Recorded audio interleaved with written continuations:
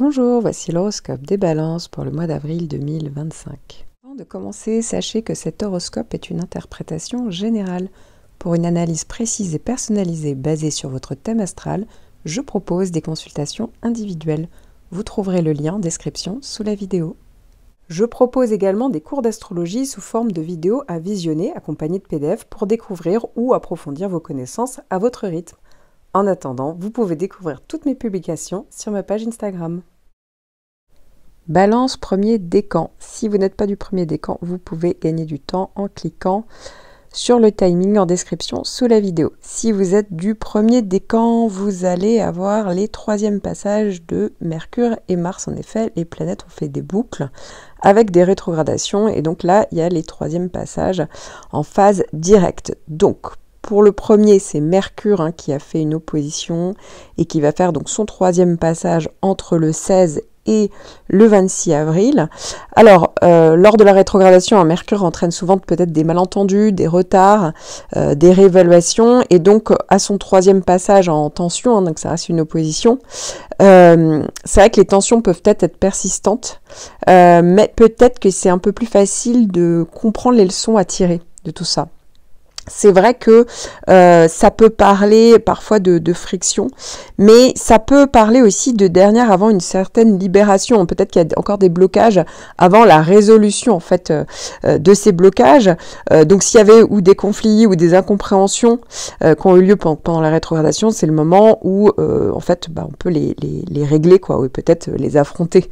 Il y a peut-être une décision finale aussi. Ça peut être basé sur une décision qui peut être en lien avec des révisions effectuées pendant la rétrogradation. Ça peut être aussi parfois le fait qu'il y ait un sentiment un peu d'urgence pour trancher une question qui traînait jusqu'à présent. Donc ça aussi, ça peut faire partie des possibilités. Ça peut être aussi l'intégration des leçons passées, la mise en place peut-être de nouvelles perspectives. Ici, il y a peut-être le fait de s'adapter justement, ce qui s'est mis en place pendant la rétrogradation. Ça peut aussi parler d'une autre manière de communiquer, de penser, de vous organiser. Alors, vous n'allez pas coucher toutes les cases, bien évidemment. Mais voilà, il y a peut-être eu ce type de problématique. Mais quoi qu'il arrive, ça ne dure que quelques jours. Et vous pourrez, après avancer, les choses seront peut-être plus claires, plus simples. Quoi qu'il en soit, dans cette période, vous allez faire preuve quand même pas mal de dynamisme parce que Mars fait donc un troisième passage, cette fois-ci en sextile. Le sextile, c'est positif, c'est dynamique. Donc vous aurez ce troisième passage entre le 18 avril et le 10 mai. Mars, c'est quand même la planète donc de l'action, du dynamisme et ici de l'énergie, mais qui va être bien canalisée. Donc ça, c'est une bonne chose. Et après la rétrogradation, effectivement, peut-être que l'énergie a pu être un petit peu freinée, réévaluée, intériorisée. Il y avait peut-être, vous avez peut-être pu revoir certaines stratégies, vous voyez, à remettre en place pour comment mieux avancer par la suite. Donc entre décembre, janvier, février, et là au moment où donc ça va passer, donc faire ce fameux troisième passage, eh bien ici ça veut dire que ça peut agir comme une phase de stabilisation, mais aussi d'avancée notoire. Donc c'est vrai que peut-être il y aura plus de clarté sur vos actions à entreprendre, avec plus d'assurance, de détermination. Donc vous voyez, c'est quand même une bonne chose, il y a une bonne contrepartie évidemment. En plus, le bon passage de Mars reste beaucoup plus longtemps que l'opposition de Mercure, donc ça c'est quand même une bonne chose. Ça peut parler aussi ça peut marquer aussi, pourquoi pas, la fin d'une hésitation. Ça peut être le moment où on peut agir avec plus de lucidité. On a peut-être intégré toutes les leçons, vous voyez, liées à la rétrogradation, donc ça c'est possible. On peut résoudre des tensions, des conflits, là aussi ça peut faire partie des possibilités. Donc vous voyez, c'est pour ça que je disais peut-être que Mercure, il y aura encore peut-être des petites tensions pendant quelques jours. Encore une fois, ça traverse tout votre décan entre le 16 et le 26. C'est pas du 16 au 26 que vous avez l'opposition de Mercure, je tiens à le préciser.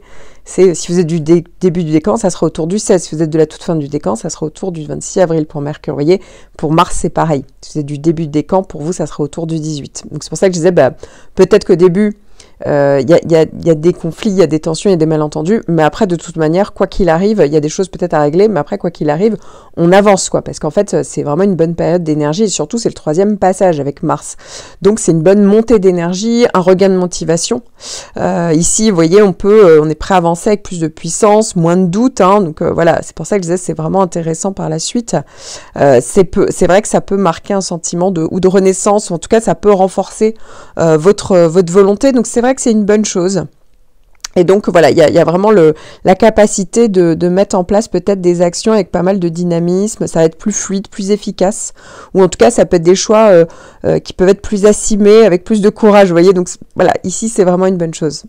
Si vous êtes du tout début du décan, donc si vous êtes né entre le 22, 23, 24 septembre, même jusqu'au 25, hein, vous le savez, si vous écoutez votre horoscope annuel, vous avez Neptune en opposition, ça y est, qui arrive officiellement en opposition avec votre décan, donc juste le début du décan, hein, tout le décan n'est pas concerné, puisque Neptune fait passe dans le signe des béliers, qui est en face du vôtre, c'est pour ça qu'il y a une opposition, à partir vraiment de la fin mars. Même si, évidemment, à partir du mois de mars, vous pouvez commencer à ressentir déjà l'opposition de Neptune, alors j'en parle plus longuement dans votre horoscope annuel. Pourquoi? Parce qu'en fait, c'est le gros transit, la double opposition Neptune-Saturne dans votre thème natal. Donc toute l'année, en fait, c'est vraiment le gros transit plus important que les Mercure et les Mars, hein, clairement. Ici, donc, c'est vrai que pour certains d'entre vous, vous pourriez ressentir une certaine forme de confusion. Attention pendant l'opposition de Mercure, donc surtout autour du 16, 15, 16, 17, 18, voilà, attention parce que ça peut être soit une confusion et vous pouvez vous tromper dans certains choix, on a tendance à s'illusionner et attention à ce qu'on peut vous dire, on peut faire plus d'erreurs, c'est vrai que ça augmente, mais aussi ça peut être des gens qui pourraient vous mener un peu en bateau, vous le faire à l'envers, donc voilà, attention à ça. Puisque Mercure et Neptune, ça peut être connu, ça va faire une double opposition entre Mercure et Neptune. Et en plus, faut pas oublier que l'opposition de Saturne va arriver bientôt, mais Saturne peut commencer à faire effet jusqu'à 6 mois avant son premier passage. Donc ne vous étonnez pas si en termes d'énergie, c'est peut-être un peu plus lourd, s'il y a peut-être des tensions, des freins, des bâtons dans les roues. Heureusement, il y a Mars qui va vous aider un petit peu à surmonter ça, mais voilà, c'est vrai que Saturne, c'est là aussi, ça sera la plus grosse planète, ça peut pas effacer l'opposition de Neptune-Saturne. N'hésitez pas à écouter votre horoscope annuel, puisque j'en parle avec beaucoup plus de détails sur tous les effets possibles de Neptune et Saturne d'opposition. Mais c'est vrai que là, au mois d'avril, clairement, déjà au mois de mars, ça peut être le cas, mais au mois d'avril, clairement, ça va commencer à être de plus en plus ressenti, en fait, cette double opposition. Si vous êtes né, je dirais maintenant autour du 24, 25, 26, 27, voilà, autour de cette période-là, pas du tout début des camps, parce que ça y est, le trigone de Pluton a déjà fait 2 passages, 2 années de transit sur donc votre priori, votre soleil. Et donc là, ça y est, Pluton a avancé, et puis c'est-à-dire que si vous êtes à peu près né autour de cette période-là, voilà, en tout cas à partir du 24 septembre, 24 au 27 je dirais, vous avez le trigone de Pluton, donc ça c'est plutôt positif, puisque là aussi c'est un gros transit en toile de fond qui va durer 2 années, ça vous pousse en fait à vous transformer, à vous libérer de certains schémas répétitifs, à vous libérer de certaines peurs, à aller vers des changements en profondeur, dans des états d'esprit, à ouvrir les yeux, être plus lucide, comprendre, gratter ce qui se passe au fond sur certaines activités, situations, personnes. Voilà, donc c'est assez intéressant, je trouve, ce trigone de Pluton. Et bien entendu, on peut y voir plus clair, on peut être plus convaincant, on peut transformer une situation ou se transformer soi. Et bien entendu, avec Mars, ça fonctionne super bien, les deux ensemble. Donc forcément, ici, on agit vraiment dans ce sens-là. Mars, c'est la planète de l'action, du dynamisme, et on agit vraiment dans le sens de se transformer soi une situation. Donc vraiment, ici, ça, c'est un point plutôt positif pour vous. Alors, toute la période du trigone de Pluton est positive. N'hésitez pas à écouter votre horoscope annuel et même une vidéo que j'ai consacrée à tous les effets de Pluton. Mais ici, plus particulièrement, bien entendu, avec Mars qui fonctionne vraiment bien. Les 2 planètes fonctionnent très bien ensemble. Alors, la plupart d'entre vous le savez déjà, mais dans cet horoscope, vous n'avez les prévisions que pour un seul point de votre thème natal. Donc, lorsque je fais en fait une consultation, donc notamment les horoscopes personnalisés, je synthétise et je hiérarchise tous les transits présents dans les différents placements de votre thème afin de déterminer en fait l'impact de chaque énergie. Donc, ça veut dire que chaque transit, qu'il soit d'ailleurs favorable ou en tension, est évalué dans le contexte de l'ensemble de votre thème et donc incluant vos maisons, vos planètes personnelles comme la Lune, Vénus, Mercure, etc. Ce qui va donner en fait une vision vraiment globale et personnalisée pour aborder les énergies à venir. Donc si vous avez déjà des bases en astrologie, n'hésitez pas à explorer ces différents aspects pour mieux comprendre l'influence de vos transits. Et si vous vous sentez un peu perdu ou si vous souhaitez aller plus loin, je propose également des consultations et notamment donc des analyses prévisionnelles ou horoscopes personnalisés dont le lien est disponible en description sous la vidéo. Balance, deuxième décan. Vous avez toujours Jupiter qui fait donc un trigone depuis la deuxième partie de l'été 2024. Vous êtes en train d'avoir le troisième passage et en plus Jupiter est en train de finir de traverser en trigone donc tout le deuxième décan. Ce qui veut dire que Jupiter en fait fait souvent effet après son passage.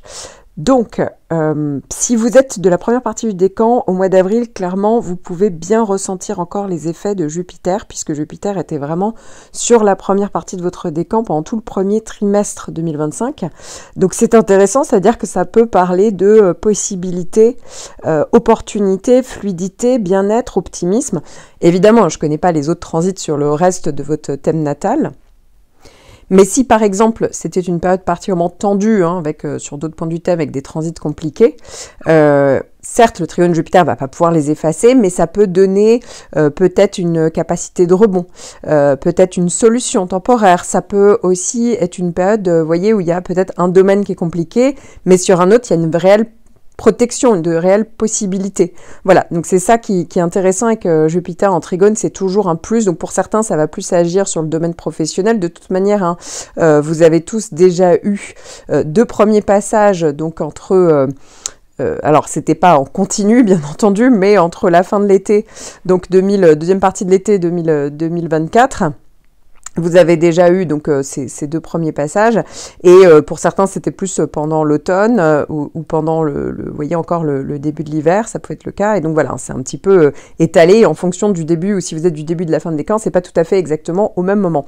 Le fait que là Jupiter fasse la dernière traversée, donc qu'il commence à traverser tout votre décan, donc la deuxième partie du décan pendant le mois d'avril, dites-vous que vous pouvez commencer à mettre des choses en place, oser peut-être prendre des risques, vous allez certainement être récompensé de vos efforts, mais ça ne sera pas au mois d'avril pour vous. Si vous êtes de la fin du décan, non, ça sera plutôt, je pense, il y a beaucoup plus de chances que ce soit plutôt vers mai-juin, vous voyez, où vous puissiez encore en profiter, voire même encore peut-être début juillet pour certains d'entre vous. Donc voilà, faut le savoir, c'est un peu la particularité de Jupiter, c'est que les effets arrivent souvent dans les semaines qui suivent, dans les 3 mois qui peuvent suivre son passage, mais en tout cas, c'est tout à fait positif et bénéfique pour vous. Alors, la plupart d'entre vous le savez déjà, mais dans cet horoscope, vous n'avez les prévisions que pour un seul point de votre thème natal. Donc, lorsque je fais en fait une consultation, donc notamment les horoscopes personnalisés, je synthétise et je hiérarchise tous les transits présents dans les différents placements de votre thème afin de déterminer en fait l'impact de chaque énergie. Donc, ça veut dire que chaque transit, qu'il soit d'ailleurs favorable ou en tension, est évalué dans le contexte de l'ensemble de votre thème et donc incluant vos maisons, vos planètes personnelles comme la Lune, Vénus, Mercure, etc. Ce qui va donner en fait une vision vraiment globale et personnalisée pour aborder les énergies à venir. Donc si vous avez déjà des bases en astrologie, n'hésitez pas à explorer ces différents aspects pour mieux comprendre l'influence de vos transits. Et si vous vous sentez un peu perdu ou si vous souhaitez aller plus loin, je propose également des consultations et notamment donc des analyses prévisionnelles ou horoscopes personnalisés dont le lien est disponible en description sous la vidéo. Balance, troisième décan. Alors, vous allez tous être concernés par la pleine lune qu'il va y avoir dans votre signe. En effet, la lune va être en balance, tandis que le soleil sera en face dans le signe des béliers, ce qui va créer une pleine lune. Ce qui veut dire ici que ça peut parler, donc ça sera le 13 avril. Donc autour du 13 avril, ne vous étonnez pas s'il y a un peu plus d'intensité émotionnelle, s'il y a des prises de conscience, d'acmé aussi d'une situation. Voilà, donc c'est vrai que ça ne sera pas non plus... une éclipse, voilà, mais quand même on le sent en général, donc autour de la pleine lune, donc le 13 avril plus particulièrement, mais autour, ça peut être la veille, le lendemain du 13 avril, c'est vrai qu'on peut sentir un peu plus d'intensité, soit émotionnelle, soit effectivement en termes de pensée ou en termes d'action de situation. Alors, en fonction de votre date de naissance, vous n'allez pas avoir les mêmes transits planétaires. Pourquoi? Parce que si vous êtes du tout début du décan, donc en gros, si vous êtes né le 12, 13, 14 octobre, voilà, max, vous allez commencer à avoir le trigone de Jupiter. Ce trigone de Jupiter, vous l'avez déjà eu, hein, si vous êtes du tout début de décan, sur le dernier trimestre 2024. Voilà, il est particulièrement passé au mois d'octobre avec des effets autour de, peut-être pour déjà certains au mois d'octobre, mais novembre, décembre, vous voyez, il y a pu avoir des effets de ce trigone de Jupiter, mais pour vous, c'était vraiment si vous êtes du tout début du décan. Parce qu'après, Jupiter a rétrogradé en deuxième décan, donc voilà, pour le reste du décan, vous n'étiez plus concerné. Alors la bonne nouvelle, c'est que vous allez tous être concernés, mais ça va être plus étalé dans le temps. Pour le moment, il n'y a que le début du décan qui est concerné. Les effets peuvent commencer peut-être en fin de mois d'avril, mais pour être tout à fait honnête, souvent Jupiter agit dans les semaines qui suivent son passage. Donc ça sera peut-être plus au mois de mai, mois de juin. Quoi qu'il en soit, si vous êtes du début du décan, commencez à y penser, à mettre en place des choses, saisir des opportunités, faites-vous confiance, c'est une bonne phase d'optimisme, de possibilités, d'opportunités, de solutions par rapport à des problématiques. Évidemment, ça dépend du reste de votre thème. S'il y avait des transits particulièrement tendus, compliqués pendant cette période, ça ne peut pas tout régler, mais en attendant, ça peut être un à côté, ça peut être une solution temporaire, vous voyez, un regain d'énergie, donc quoi qu'il arrive, c'est vraiment positif. Et encore une fois, gardez en tête, ne vous étonnez pas si c'est un petit peu neutre encore au mois d'avril, même si, hein, pendant la période de pleine lune, on peut avoir justement une prise de conscience pour aller avancer, mettre en place quelque chose. Voilà, ça peut jouer dans ce sens-là, en tout cas. Et quoi qu'il arrive, de toute manière, vous allez avoir les bénéfices justement dans les semaines qui vont suivre ce passage qui aura plutôt lieu fin avril. Alors, si vous êtes né à partir du 14-15 octobre jusqu'à la fin du décan, vous allez être concerné par le carré de Mars, hein, qui fait son 3e passage en phase directe ce mois-ci. En effet, ceux du début du décan, c'était plutôt sur la 2e quinzaine du mois de mars que vous étiez concerné. Mars avance assez lentement, hein, c'est son 3e passage. Et si vous êtes donc des 3/4 du décan, eh bien vous allez avoir ces effets de Mars en carré en 3e passage jusqu'au 18 avril. Voilà. Et ensuite, vous allez voir, les tensions seront moins présentes et ça va un petit peu se calmer. Alors, Mars, c'est la planète de l'action, de l'énergie, mais pas forcément très bien canalisée. Donc, un 3e passage du carré en phase directe, eh bien, ça peut marquer un moment un peu culminant de tension ou d'énergie accumulée. Donc, c'est une configuration qui peut se traduire par peut-être une impulsion forte à agir, à affirmer peut-être votre volonté, avec beaucoup d'intensité, ce qui peut stimuler des avancées peut-être significatives, hein, pour certains d'entre vous, si vous arrivez à bien canaliser finalement cette énergie. Mais les actions et les décisions peuvent se faire, par exemple, pour certains d'entre vous aussi dans l'urgence. Parfois, la communication peut devenir un peu plus tranchante. Et donc, ça peut augmenter ou le risque de conflit ou d'impatience. Alors, parfois, ça vient pas forcément de vous, ça peut venir d'un interlocuteur, vous voyez, de quelqu'un qu'on croise, et voilà, on sent que c'est plus tendu, le climat peut être plus tendu. Ici, effectivement, ça va vous inviter à réévaluer vos objectifs et donc bien diriger cette énergie vers des actions constructives, hein, quand même, parce que ça, faut le garder en tête. Et donc, faut vraiment transformer la pression en quelque chose, vous voyez, une bonne force, quelque chose qui va vers quelque chose de créatif, vous voyez.